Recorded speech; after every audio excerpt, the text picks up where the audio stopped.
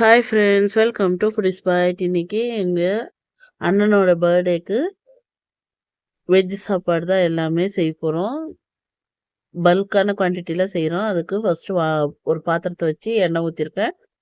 எண்ணெய் காஞ்ச உடனே மசாலா ஐட்டம்ஸ் போட்டிருக்கேன். பட்டை, கிராம்பு, பிரிஞ்சி இலை, ஏலக்காய் எல்லாமே சேர்த்துருக்கேன். இது வந்து 800 கிராம் வெங்காயம் சேர்த்து நல்லா ஃப்ரை பண்ணிக்கலாம். நீட் வாக்கில் ஸ்லைஸாக அரிஞ்சிருக்கேன்.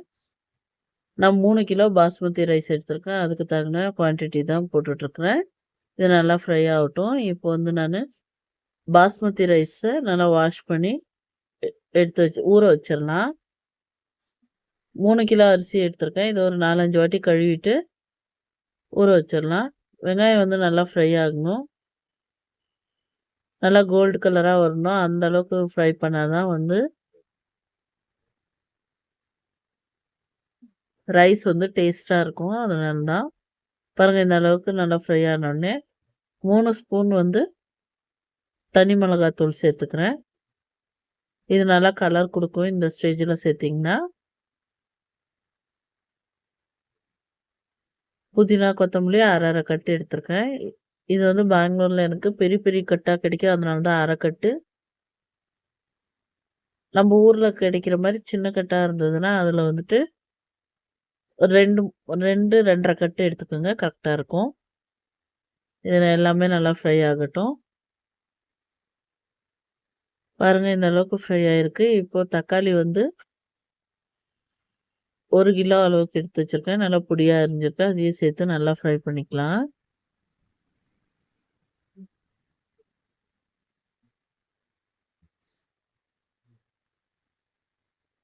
இது வந்து சண்டே நடந்தது. எனக்கு போடுறதுக்கு டைம் இல்லாததுனால நான் லேட்டாக போஸ்ட் பண்ணிகிட்ருக்கேன். இதுக்கு தேவையான அளவுக்கு உப்பு சேர்த்துக்கிறேன், தக்காளிக்கு மட்டும். அப்போ தண்ணி சேர்த்து பார்த்து வேணுன்ற அளவுக்கு திருப்பி உப்பு சேர்த்துக்கலாம்.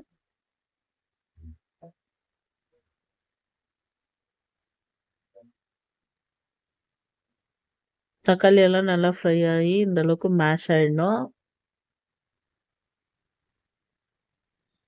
இந்த ஸ்டேஜில் நான் இஞ்சி பூண்டு பேஸ்ட் சேர்த்துக்கிறேன். 100 கிராம் இஞ்சி, 100 கிராம் பூண்டு க்ளீன் பண்ணி நல்லா பேஸ்ட்டாக அரைச்சி வச்சுருக்கேன். அதையும் சேர்த்து நல்லா ஃப்ரை பண்ணிக்கலாம். இது நல்லா பச்சை வாசனை போகணும்.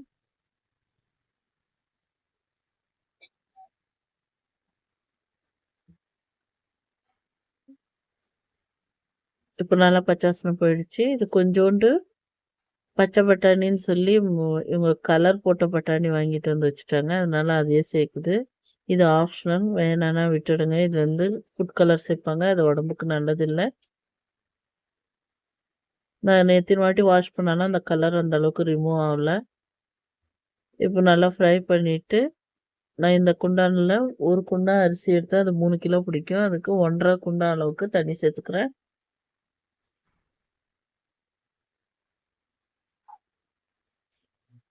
இது நல்லா கொதிச்சு வரட்டும். இந்த ஸ்டேஜில் உப்பு பாருங்கள். உப்பு வந்து ஒரு கல் தூக்கலாக இருக்கணும்.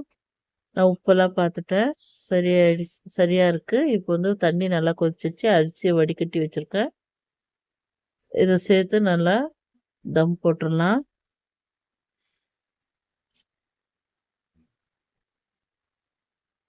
அரிசி போட்டு பார்த்து பொறுமையாக கிண்டி விடணும். ரொம்ப ஸ்பீடாக கிண்டிங்கன்னா அரிசி வந்து உடஞ்சிடும். பாருங்கள், எந்த ஒரு ஃபுட் கலரும் போடல. கலர் சூப்பராக இருக்குது. இது இன்னும் கொஞ்ச நேரம் தண்ணி வந்து வற்றணும். அதுக்கப்புறமா நம்ம வாழை இலையை வச்சு தம் போட்டுக்கலாம். இப்போ இந்த அளவுக்கு வத்திருச்சு. வாழை இலையை கழுவிட்டு போட்டு தம் போடுறேன். இது மேலே ஒரு வெயிட்டான பாத்திரத்தை எடுத்து வச்சிடலாம்.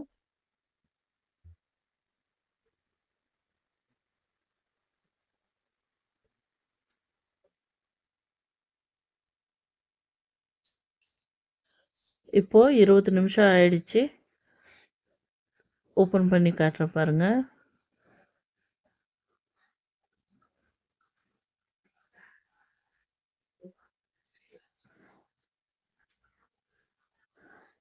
ரைஸ் பாருங்கள், உதிராக சூப்பராக வந்திருக்கு. பொறுமையாக தம்மா உடைச்சிடலாம்.